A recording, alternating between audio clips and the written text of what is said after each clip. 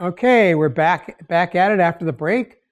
And here is a tale of two, actually three Cleomes. Well, no, not actually. But I was sold, the slide on the right is Brassica abyssinicum, or Ethiopian cabbage, also called African cabbage. Watch out for those common names, right? And so I learned that Cleome is grown and known as African cabbage. That's the slide in the middle, right? Cleome ganandra, I guess. I'm going to massacre the pronunciation of these names. Just please bear with me, but you can read them. And I was just fascinated because Cleome is a lovely flower. It's very common in our gardens, and the form that we mostly know it in is Cleome hasleriana, and that's the common spider plant it's also known as. It's a really nice focal point in the garden. It's totally carefree, blooms all summer. A great trap crop for harlequin bugs, by the way. You'll get more harlequin bugs on that, and you'll get them sooner on that than you will on your collards and stuff. And you can simply take a big bushel basket, kind of plastic basket, and fill it with a little bit of soapy water in the bottom and just knock the whole plant a couple times. It can take it, a few petals will fall off, but tons of harlequin bugs will fall into there. You could also spray that with a mixture of water and insecticidal soap, slightly stronger than label, and you'll just kill all the nymphs on the harlequin bugs. So it's a great way to concentrate the harlequin bugs and control them. But it turns out that this one African seed collective, which is a name I'm forgetting of right now, but they looked at the historical records and they eat the Cleome haslerania, and it's also listed as an edible. But that's not what was brought probably by the slaves who were brought here against their will. They probably brought the middle one, and that's what's grown in Africa. But as you can see, that is clearly a Cleome, whereas the one on the right, which if you go to eBay and try to buy African cabbage, the common name for the two on the right, you'll end up getting this brassica, which is a very interesting green and which is quite heat tolerant and lovely. And I highly recommend it as a green, but it's not what I wanted to buy because I could see this here. If you look at the habit, it's going to also be ornamental, I assure you. So you can grow it as an ornamental eventually, but you could be eating the greens all the time. Now, if we suddenly ran into a supply chain disruption and you needed to find food, you could just eat the commonly available one on the left as a green. But you could actually set yourself up where you had a more abundant leafy version. You can see there's far more leaves and they're bigger on the middle variety here, growing and still get that flower. So you can let it go to flower most times. It'd be quite lovely, but then you would have the greens too. So that, by the way, that and the opium poppy were the two inspirations for this whole presentation. When I realized they're just things that I never would think of eating that are food, and that's the whole point of this talk. Likewise, crepe myrtle. I'm not sure I'm going to want to eat crepe myrtle, but I can if I need to. At least the berries, and I can use the leaves as a seasoning. All right, and then here's two that I think of them as famine food. They're not my favorites, but they're around where I am. They're pretty common, and indeed, farmers really want to keep the wild garlic out of their dairy cows' pastures because they'll affect the flavor of the milk. But I know people that collect and eat these all the time. And I have, collected them and eaten them, and I eat them if I needed nutrition, I would eat the wild garlic and be happy to have it. And then ground ivy, I've known that was edible forever, and I have not eaten it until this year for this talk. I cooked some up, and I know why I'm not eating it. It's very aromatic. It's got some strong volatile oils, and it wasn't my favorite to taste, and I wasn't excited about the texture. But there can be tons of it, and if I need food, boy, I'll be eating it, and I won't be complaining.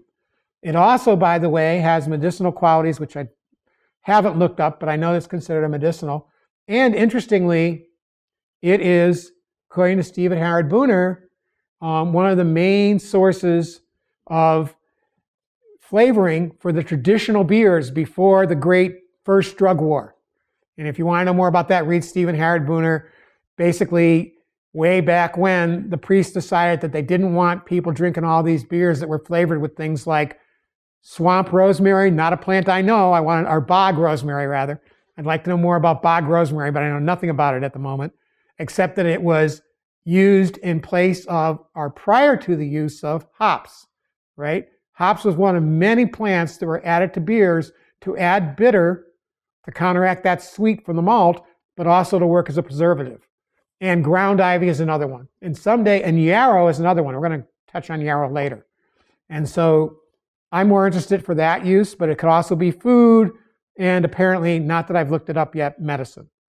So that's just to touch on the fact that there's foods out there. Another one that's real common here in the mountains that I don't have listed is black willow. Black willow is a common riparian willow that's native to western North Carolina and many other places. It's decent for kind of coarse basketry. It's one of the best for forage for animals, higher in protein and more palatable than a lot of the other willows.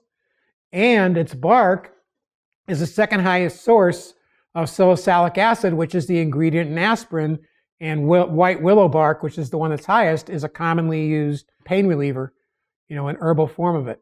Interestingly, that bark, in times of famine, the inner bark can be peeled off of the black willow. And what's cool about that is you could cut the black willow to the ground. You're not really hurting it. It'll just shoot up tons more shoots, come back strong, still continue to hold the banks of that stream, and be this really wonderful, important riparian plant. But you could actually take that bark, that inner bark off, dry it, grind it, and make a flour which would nourish you.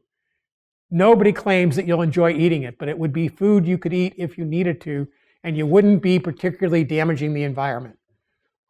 You would just be slowing down the progress of that plant towards a good-sized timber tree, which it's also good for.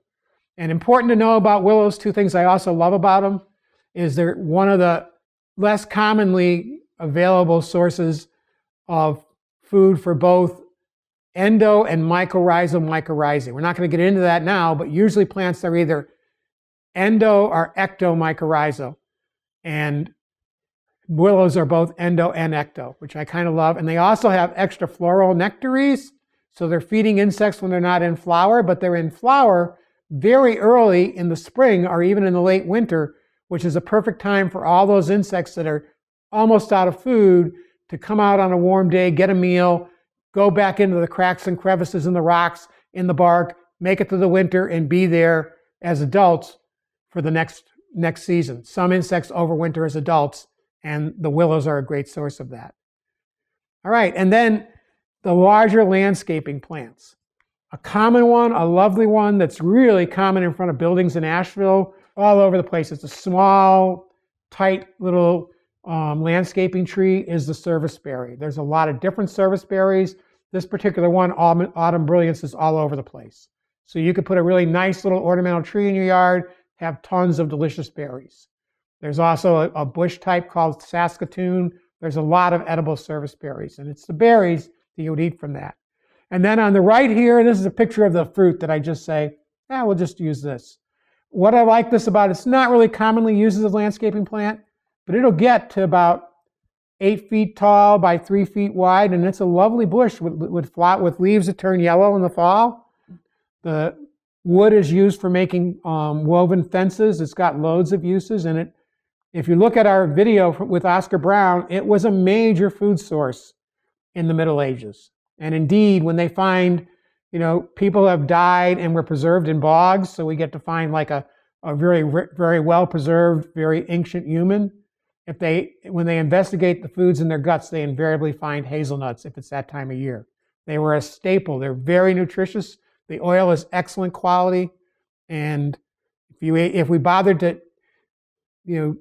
make it a point to tweak our landscapes a little right now and add some things in. Also, Coosa dogwood is another great landscaping plant that's got quite a nice edible fruit. We could actually increase the amount of food that's around us while still having our lovely landscapes. So that's something else to consider. We're going to touch on that a little more. That's probably another whole subject, and lots of other people have covered the subject of edible landscaping. But I just want to cover a few of the ones that are either all around us all the time, like the Coosa dogwood or the serviceberry, especially the autumn brilliance, and then also ones that could be around us all the time, hazelnuts, which are very abundant and are easy to grow and pretty tolerant of conditions. They could easily work well in your landscape. Nobody would know that you were growing them for food. They would just think you had yourself a nice shrub out there.